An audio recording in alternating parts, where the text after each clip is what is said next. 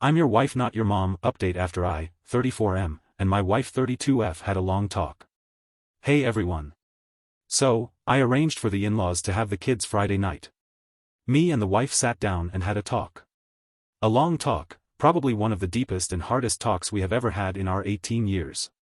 I told her my side, that I felt overwhelmed and underappreciated. That I felt I was doing more than my fair share and that she wasn't. I told her that I could understand that while I may be doing plenty around the house and parenting, that I was guilty of letting her take the majority of the mental load, but that still didn't excuse her behavior. I felt I was firm but fair, and to her credit, instead of fighting back, she listened.